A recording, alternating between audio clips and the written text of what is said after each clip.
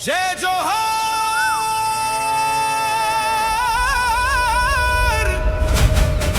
जय छत्तीसगढ़,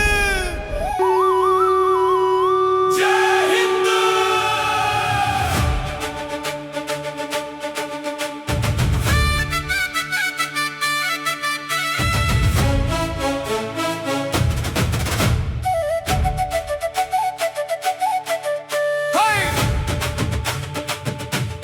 ऊंचा लहरे हमर तिरंगा,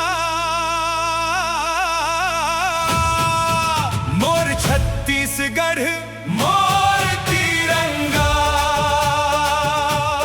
माटी गावत भारत वंदना, मोर छत्तीसगढ़ मोर तिरंगा। ऊंचा लहरे हमर तिरंगा, मोर छत्तीसगढ़ मोर तिरंगा।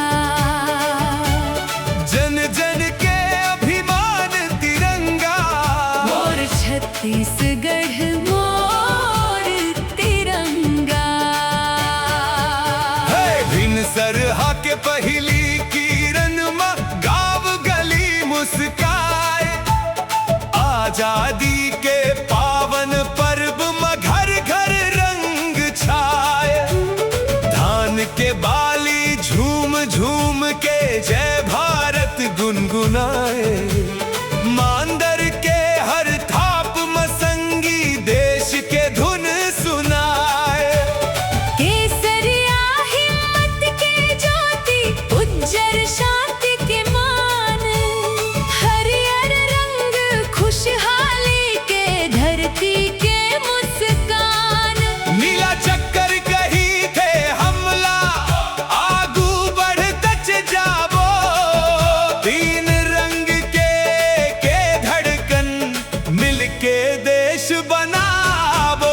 ऊंचा लहरे हमर तिरंगा, मोर छत्तीसगढ़ मोर तिरंगा। माटी गावत भारत वंदना। मोर छत्तीसगढ़ मोर तिरंगा।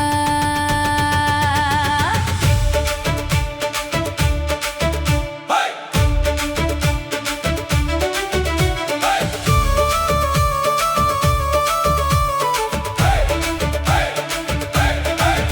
हाय! बस्तर के मांदर गूंजे, सर गुजा देखे तान।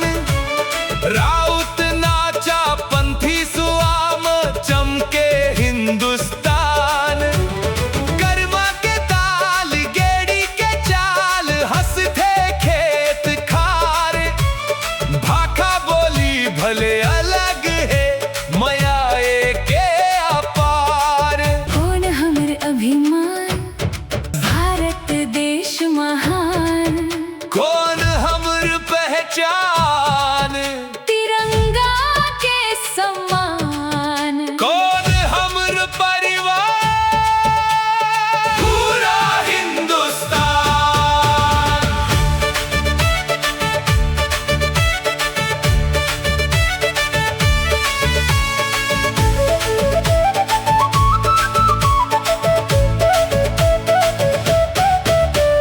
जेन मन अपन लहू बहाइन, आजादी के नाम। हो वीर मन के चरण में करथन कोटि कोटि प्रणाम। सीमा में जागे वीर सिपाही, खेत में जागे किसान। श्रमिक नारी नवा पीढ़ी, गढ़थे हिंदुस्तान। हे तिरंगा तोर छैहामा, सबो झन एक समान। मया भरोसा भाईचारा, एच हमर पहचान। जल जंगल और जमीन बचावो, राखबो माटी के मान। मेहनत शिक्षा सेवा ले गढ़बो, नवा हिंदुस्तान। गाँव उठे शहर उठे, उठे हमर जवान। एक सुर में सब झन बोलब, भारत